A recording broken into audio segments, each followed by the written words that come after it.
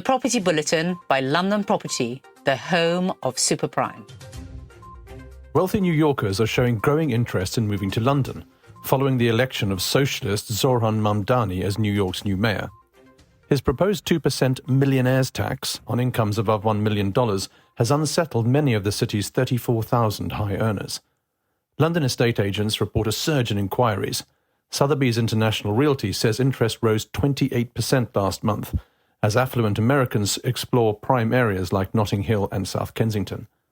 However, UK agents warn that Rachel Reeves' upcoming budget could dampen enthusiasm if it introduces new taxes on wealth or property, such as a mansion tax or changes to capital gains exemptions.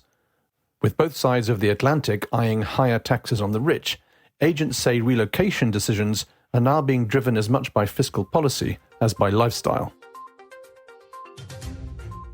Iranian banker Ali Ansari, recently sanctioned by the UK for allegedly funding Iran's Islamic Revolutionary Guard Corps, secretly built a £142 million London property empire. Using an Isle of Man shell company, Ansari bought 12 properties on Hampstead's Billionaires Row in 2013 for £73 million, later adding a £33.7 million mansion there and 2 luxury Kensington flats worth nearly £36 million. All assets are now frozen, with Ansari also facing a UK travel ban. He's accused of providing financial backing to hostile Iranian activities abroad. Despite listing his nationality as Cypriot, records tie him to Iran and show frequent visits to the UK. Many of his properties, including the Towers, once home to Dame Gracie Fields, are vacant or derelict, with redevelopment plans for luxury flats. Ansari, who denies wrongdoing, was sanctioned shortly after his family's Ayande Bank collapsed under multi-billion-pound debts, further linking him to Tehran's financial elite and escalating UK-Iran tensions. Wealthy Britons are increasingly turning to their personal networks for fast, multi-million-pound private loans, as banks tighten lending and slow approvals. These loans, typically £3 to £10 million, but sometimes exceeding £50 million, are secured against assets such as property, shares, art, jewellery, yachts or jets. According to advisors, such lending is driven by a mix of liquidity shortages among the ultra-rich and financing gaps faced by property developers. With banks pulling back due to higher interest rates and regulatory hurdles, family offices and private investors have stepped in, often lending to people they already know. Lawyers say that despite immense wealth, many billionaires hold illiquid assets, making borrowing a constant necessity. Some family offices have even created dedicated debt arms to fund real estate deals. Cohort Capital, for instance, has arranged £1.5 billion in loans since launching 6 years ago, mostly from family offices, with interest rates around 12%. Rates can exceed 20% when risky or unconventional assets are used as collateral. Property-backed lending remains most attractive, offering speed and security compared to movable or complex assets like art or yachts. Complaints from UK tenants about rental homes have reached their highest level on record, with an average of 1,200 per local authority in 2024, nearly double the figure from a decade ago. London saw the sharpest rise, up 173% in 5 years, to over 2,300 cases, as renters voiced frustrations over poor maintenance, damp and rogue landlords. The surge comes as the Renters' Rights Act takes effect, imposing stricter standards on landlords to fix unsafe or low-quality housing and curbing unfair evictions. Experts say the law aims to drive out negligent landlords but will also increase costs for compliant ones. With rising taxes, tougher mortgage rules and new energy efficiency requirements, many landlords are considering exiting the market. Analysts warn this could reduce supply and push rents even higher, worsening the affordability crisis. The issue has been magnified since the Grenfell Tower tragedy, which prompted tougher regulations.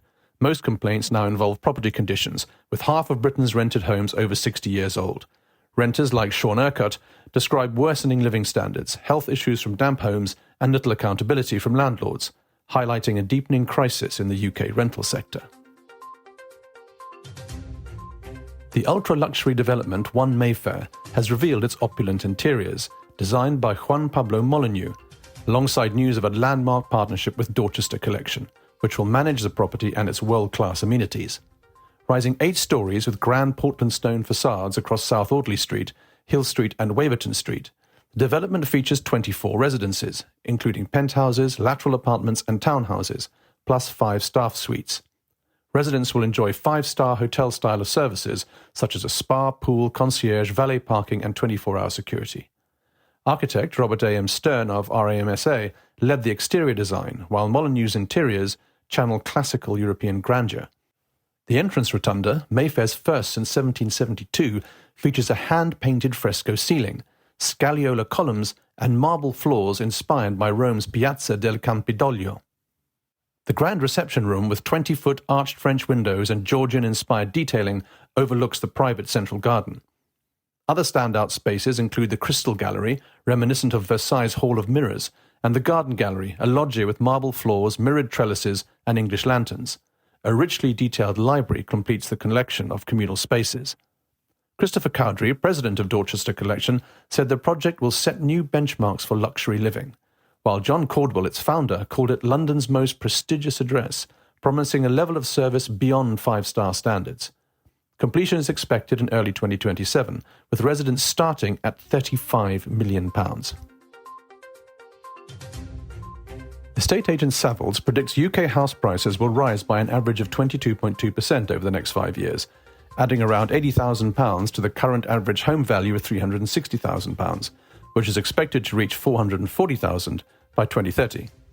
Growth will be uneven. London is forecast to see the weakest increase at 13.6%, while the North East, Yorkshire and the Humber are tipped to lead with 28.8%, followed by Scotland, Wales and the North West at around 27.6%.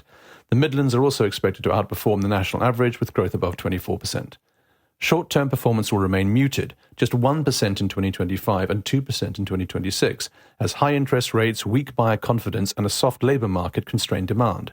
Growth is expected to accelerate from 2027 onward, helped by lower inflation, stronger GDP, falling unemployment and a continued housing shortage. Savills expects interest rates to fall gradually to 2.5% by 2029, supporting renewed momentum. However, tax changes in the upcoming budget could influence buying decisions and regional performance. Overall, the forecast suggests a gradual recovery, with northern and devolved regions outpacing London in the south, as affordability drives the next phase of the housing market cycle.